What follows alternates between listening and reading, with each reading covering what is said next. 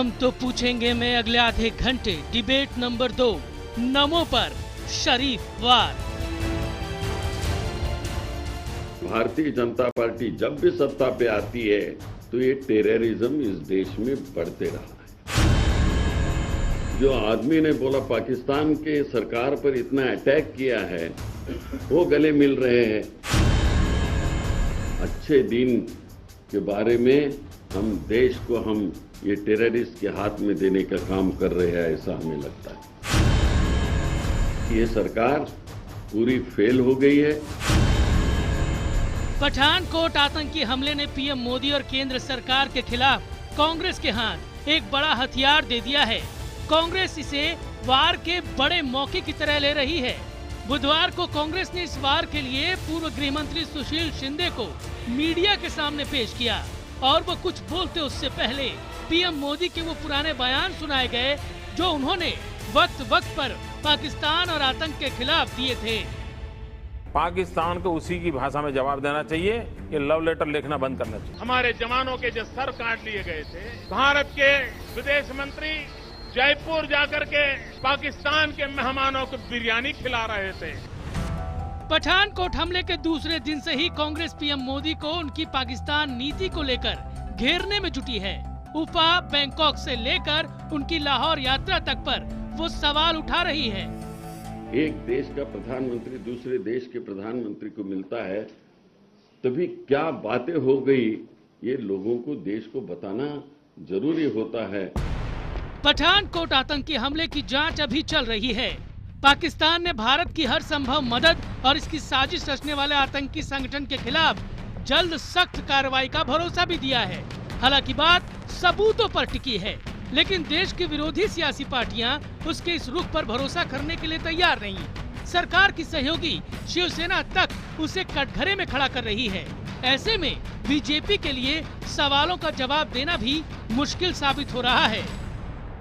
जहां कांग्रेस के कार्यकाल में पाकिस्तान डिनायल मोड पर रहता था, आज पाकिस्तान ने आतंकवादियों के खिलाफ कठोर कार्रवाई करने का आश्वासन दिया है। पाकिस्तान पर सरकार की नीति अनीति की इस बड़ी बहस के बीच हम तो पूछेंगे, क्या सत्ता पाने के बाद पाकिस्तान पर बीजेपी का रुख बदल गया है? जहां इस सवाल के जवाब का इंतजार हमको रहेगा। हमारा सवाल बहुत सीधा सा है कि क्या सत्ता पाने के बाद पाकिस्तान पर बीजेपी का रुख बदला है, जो कि कांग्रेस ने इल्जाम लगाया है। हाँ के लिए IBN 7 स्पेस देकर वाई लिखिए, नहीं के लिए IBN 7 स्पेस देकर एन लिखिए। 51818 पर SMS भेजे अपनी राय के साथ। #HTP और #PoliticsOverTerror के ऊपर भी ट्वीट कर अपनी राय हम तक पहुंचा सकते हैं। मेहमानों का परिचय कराता हूं इसी मुद्दे पर बड़ी चर्चा के लिए। इस वक्त जो बड़ा पैनल मेरे साथ जुड़ रहा है उसमें कांग्रेस पार्टी की प्रवक्ता खुशबू सुंदर हमारे साथ जुड़ रही हैं। भारतीय जनता पार्टी का पक्ष रखने के लिए पार्टी के प्रवक्ता डॉक्टर संबित पात्रा हैं।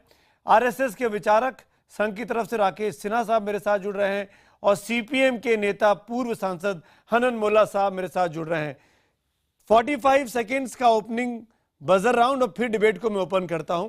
45 सेकेंड में हनन मुल्ला साहब, मेरा पहला सवाल आपसे, आप पहली बार मेरे साथ इस शो में शिरकत कर रहे हैं, स्वागत है आपका। 45 सेकेंड में मैं आपसे जानना चाहूंगा, क्या भारतीय जनता पार्टी सत्ता में आने के बाद पाकिस्तान को लेकर, आतंकवाद को लेकर बदल गई है? क्या ये कांग्रेस का इल्जाम ठीक है? हनन मुल्ला साहब। सिर्फ एक मुद्दे पर नहीं है। चुनाव के पहले जब विरोधी पक्ष में रहते थे बीजेपी, जो बात कहता था आज हर मुद्दे पे उल्टा कह रहा है।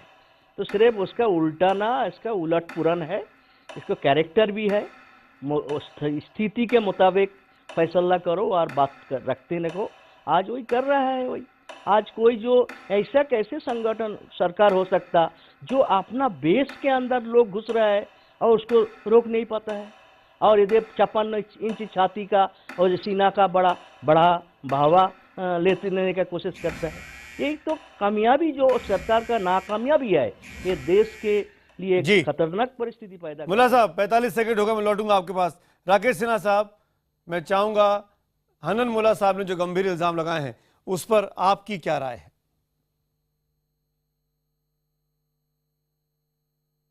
हनन मुल्ला साहब को थोड़ा याद दिला दूं 1959 से लेकर 1964 तक कम्युनिस्ट पार्टी में डिबेट था कि चीन के लोग आक्रमणकारी हैं कि भारत के लोग आक्रमणकारी हैं। ये उस कुनबे के हैं जिन्होंने कहा चीन ने आक्रमण नहीं किया, भारत ने आक्रमण किया। माओ इज आवर चेयरमैन। और सीपीएम के फाउंडेशन में ही चीन के प्रति समर्थन की बात है। ये हनन मुल्ला साहब कहें ऐसा नहीं है तो मैं आज माफी मांग लूंगा। दूसरी बात, पाकिस्तान पहली बार पाकिस्तान के डेमोक्रेटिक इंस्टीट्यूशन और मिलिट्री इंस्टीट्यूशन के बीच जो प्रतिद्वंदिता है और डेमोक्रेटिक इंस्टीट्यूशन का उपयोग कर रहा है वहां के टेररिज्म को मारने के लिए।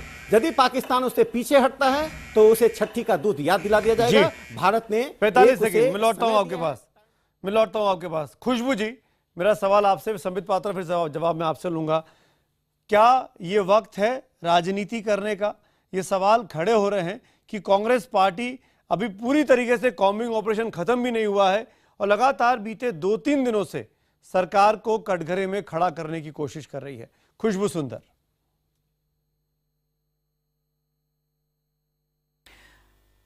ये राजनीति नहीं है, ये लोग की आवाज़ है। जो हमारे हिंदुस्तान का जो एक एक इंसान है, एक एक देशवासी है, उसकी ये आवाज़ है, वो उठा रहे हैं। हमारे 7 जवान अपनी जान गंवा चुके हैं और ये सिर्फ बीजेपी की लापरवाही की वजह से है।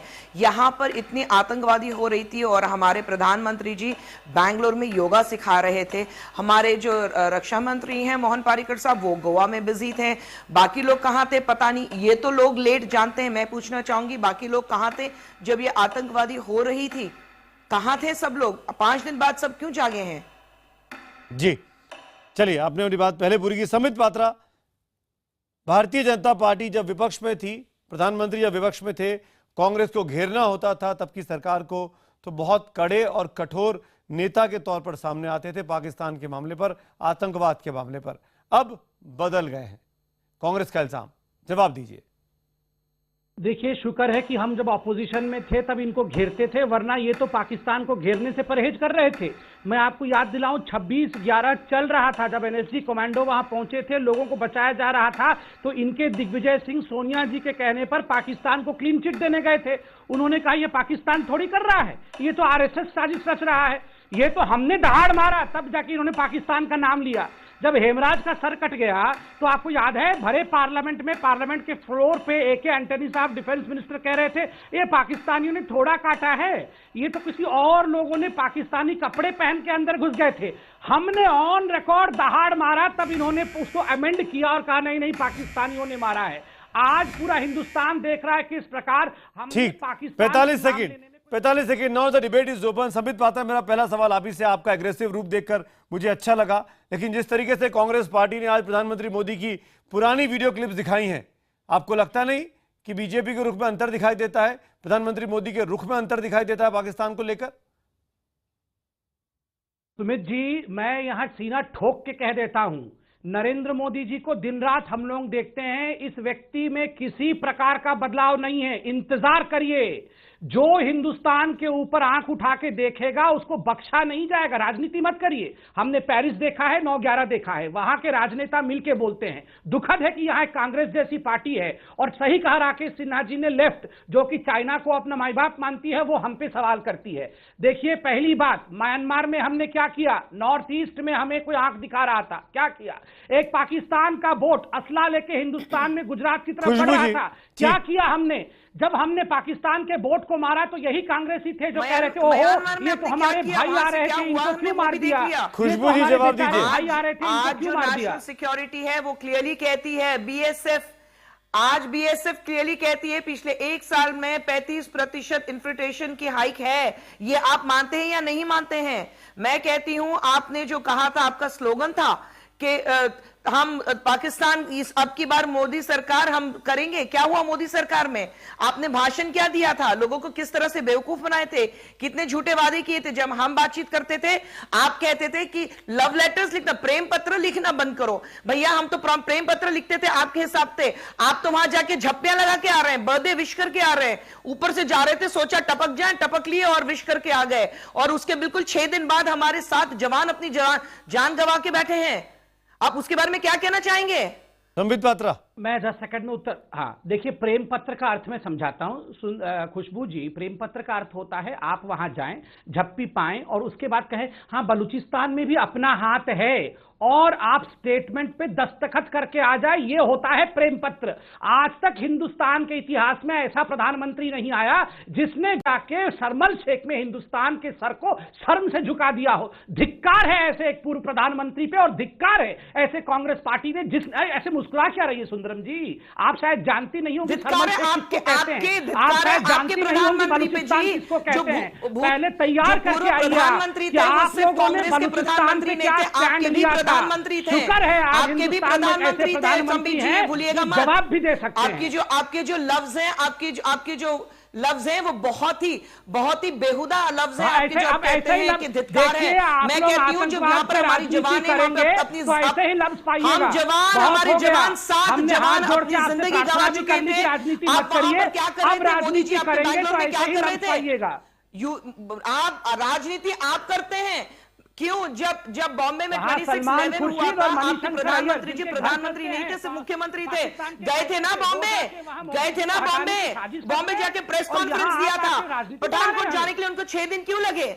पठानकोट के ऊपर जवाब देने के लिए उनको 6 दिन क्यों लगे? मैं पूछ रही हूँ, एक ही सवाल है। पठानकोट के ऊपर जवाब देने के लिए 6 दिन क्यों लगे आपके प्रधानमंत्री को? जब मुख्यमंत्री थे तब तो बॉम्बे गए थे ना, जब तो इमीडिएटली जब ऑपरेशन ऑन था, जब आप गए थे प्रधानमंत्री। मैं इसका उत्तर देता हूं, उत्तर देंगे आप। और आप पहले तो आप संबित जी जिस तरह के आपके जो प्रधानमंत्री के प्रति जो आपके लफ्ज है ना, पहले मेरे प्रधानमंत्री का जवाब मैं दे दूंगा, आप सुनिए। प्रधानमंत्री की तरफ जो आपके लफ्ज है ना, पहले उसको जरा संभाल के।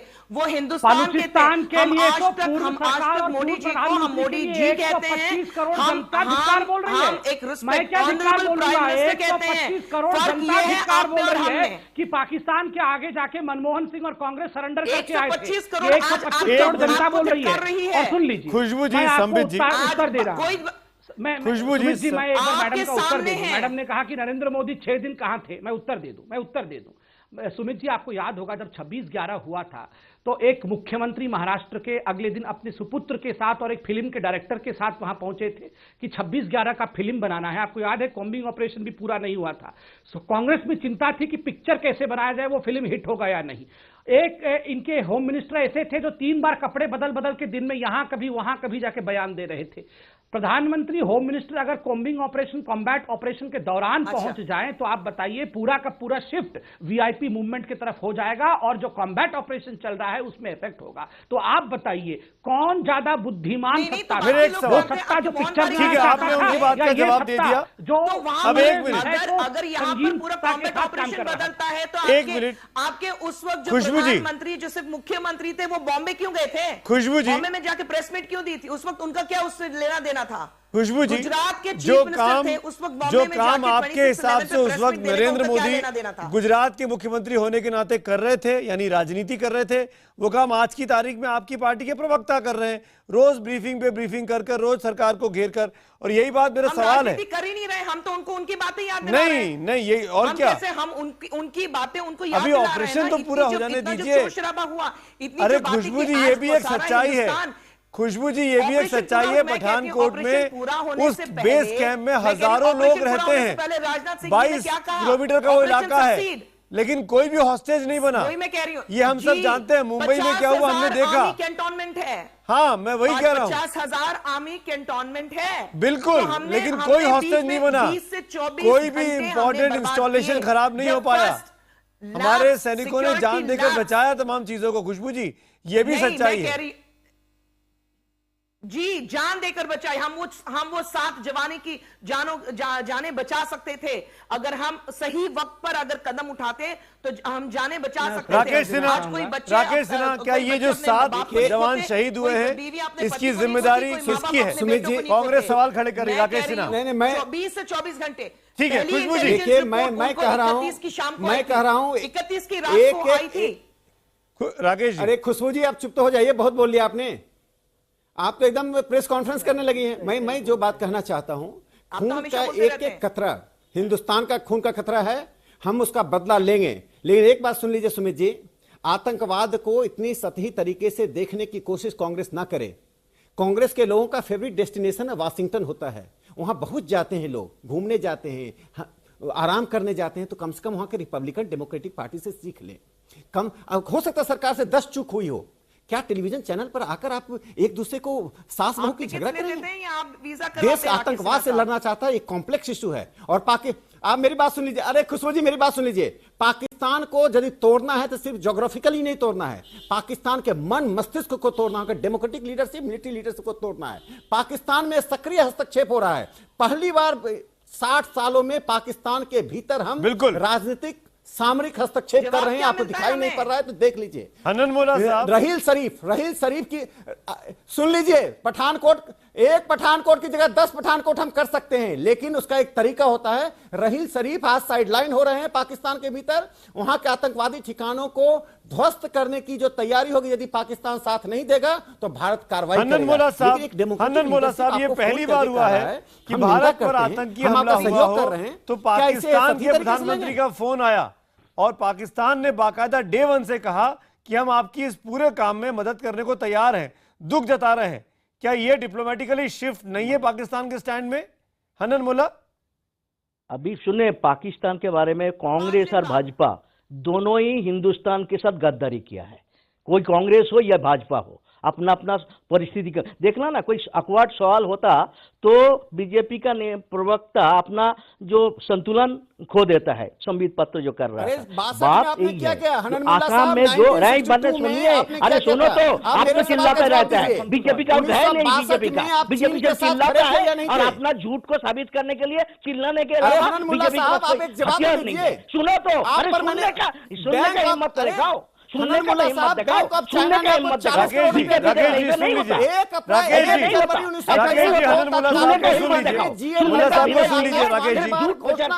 रेडियो चैनल में जाके झूठ बोलते हैं, सुनने दो, सुनने दो। 1 जनवरी 1965 को किसने घोषणा की?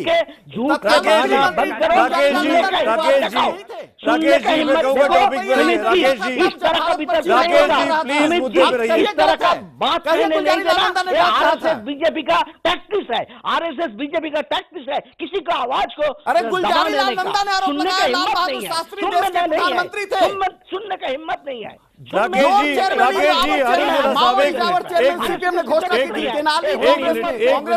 जी, दोनों से रिक्वेस्ट कर रहा हूँ, माओ का तस्वीर लगाया गया, मैं दोनों से रिक्वेस्ट कर रहा हूँ, राष्ट्राध्यक्ष का तस्वीर लगाया गया, राकेश सवाल को लेकर राकेश सिन्हा जी प्लीज, हनन मोला साहब, दोनों ही देश के साथ, ठीक है, मैं आगे बढ़ता हूँ, राकेश जी, हनन मोला साहब 1 मिनट, मैं मुझे आपकी आवाज का ऑडियो म्यूट करना पड़ेगा, प्लीज प्लीज प्लीज। पाकिस्तान का मिलिट्री वहाँ एक लाइन लेता है, सिविल लाइन लेता है, ठीक है। मोला साहब 1 मिनट, मोला साहब 1 मिनट, मोला साहब सुनिए एक बात, एक तरफ हमको सख्ती से मुकाबला करना है, दूसरी तरफ चर्चा जारी रखना है, ठीक है। दरवाजा मोला साहब आपकी बात आई, हिंदुस्तान पाकिस्तान के संपर्क नहीं होना चाहिए। खुशबू जी, मैं एक वीडियो, आगे लाइन पर आगे, राकेश जी 1 मिनट, राकेश जी प्लीज, मैं एक वीडियो आपको और दिखाना चाहता हूं जो आज कांग्रेस पार्टी ने नहीं दिखाया, और फिर मैं पूछूंगा कि ये आपने क्यों नहीं दिखाया। इस वीडियो को देखिएगा और फिर मैं आपकी राय जानता हूं कि इस पर आपकी पार्टी का क्या स्टैंड है। हम वो वीडियो प्ले करते हैं जो हमारे पास तैयार है इस वक्त।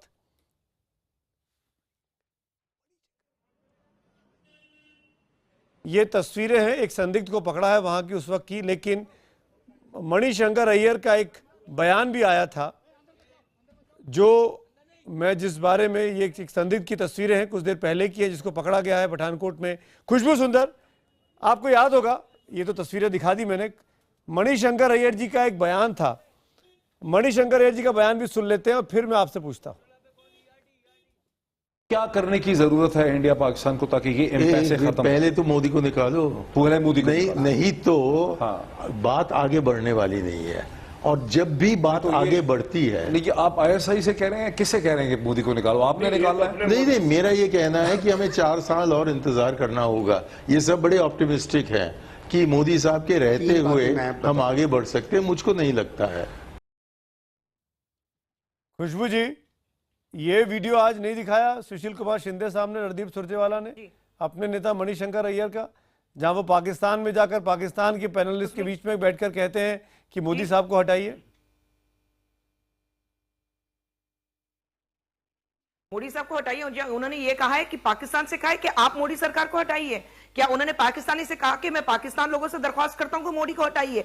वो एक हिंदुस्तान रिप्रेजेंट कर रहे थे, तो हिंदुस्तानी होने के नाते वो कह रहे हैं मोदी को हटाना है। बिल्कुल सही है, हमें 4 साल इंतजार करना पड़ेगा। पाकिस्तान वालों को 4 साल इंतजार करना पड़ेगा? बिल्कुल नहीं, हमें 4 साल इंतजार करना पड़ेगा, उन्होंने कहा था। तो वो एक हिंदुस्तानी के तौर पे वो एक बात कह रहे थे, पाकिस्तानी को नहीं कह रहे थे। किसी भी देश इतना आसान नहीं था। कोई खुशबू जी इतना आसान नहीं था।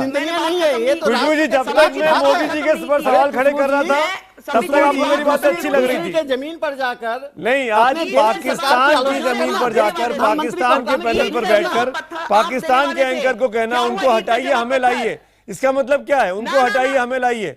क्या पाकिस्तान के लोग चुनाव में शिरकत करेंगे?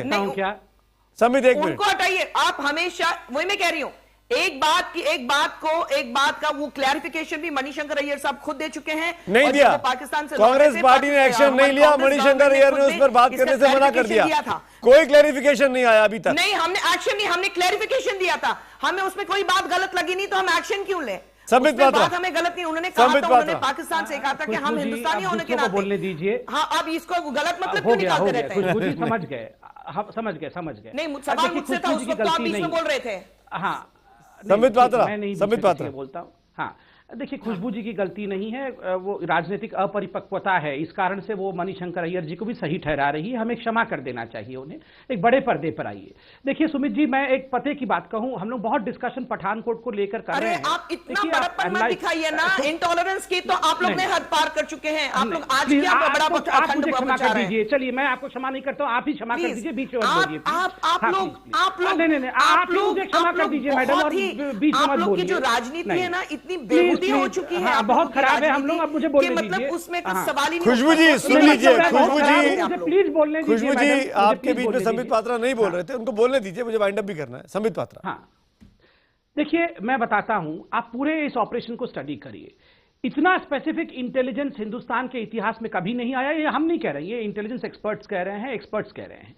जब ये इंटेलिजेंस मिला, आप देखिए 2:30 बजे दोपहर को, एक दिन पहले, आर्मी के 9 कॉलम्स वहां डिप्लॉय किए गए। ये जो बताया जा रहा है कि आर्मी वहां नहीं गई, नहीं, 2:30 बजे दोपहर को वहां आर्मी पहुंच गई, 9 कॉलम्स। एनएसजी शाम तक पहुंच गई, वहां के दुकान 4 बजे तक बंद कर दिए गए। जी संबित, जो स्पेसिफिक एसेट्स था उसको उड़ाया जा सकता था, वो बचा लिया गया। हॉस्टेज क्राइसिस बचा लिया गया।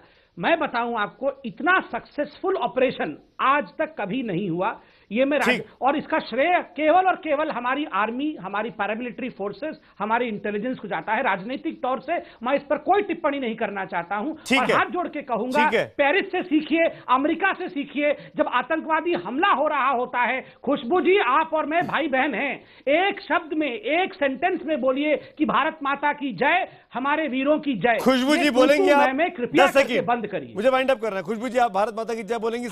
हमारे भारत माता की जय हम तो हमेशा बोलते रहते हैं, लेकिन आप लोग नहीं बोलते हैं। मैं साथ में सिर्फ इतना कहना चाहूंगी कि अगर ये कह रहे हैं कि ये द मोस्ट सक्सेसफुल ऑपरेशन था, तो हमारे राजनाथ जी ने शाम को 7 बजे एक ट्वीट दिया था, ऑपरेशन सक्सेसफुल, यहां तक कि उनको पता भी नहीं था कि कॉम्बैट चल रहा था, और फिर वो इमीडिएटली डिलीट हुआ था। सेम थिंग वहां पे जो मिस बादल कौर हैं, उन्होंने भी यही डिलीट किया, ट्वीट किया था और फिर डिलीट किया। 1 मिनट, और हमारी जो पंजाब फोर्स है, हमारी जो पुलिस फोर्स है पंजाब की, उन्होंने, उनका कहना है ये है, उनका कहना ये है कि उनका कहना नहीं, तो बात बिल्कुल गलत है ना ये बात। जिस तरह से इस ऑपरेशन को सक्सेसफुली की है, आप इसका मूल्यांकन मत कीजिए। बाकी के साथ थैंक यू सो मच तमाम पैनलिस्ट का। लेकिन कुल मिलाकर आतंकवाद के नाम पर जमकर राजनीति हो रही है, सियासत हो रही है। कांग्रेस अगर गड़े मुर्दे उखाड़ रही है तो बीजेपी भी पीछे नहीं रहना चाहती। क्या सत्ता पाने के बाद पाकिस्तान पर बीजेपी का रुख बदल गया है? ये हमारा ट्विटर पोल था। नतीजे लगभग बराबरी के हैं। 51% लोग हाँ बोल रहे हैं, 49% लोग नहीं बोल रहे हैं। लगभग बराबरी की स्थिति। मोटे तौर पर जो बहुमत है वो 51% की ओर, यानी लोगों को लगता है कि बीजेपी सत्ता में आने के बाद बदल गई है। हम तो पूछेंगे मैं आज। फिलहाल मेरे साथ इतना ही।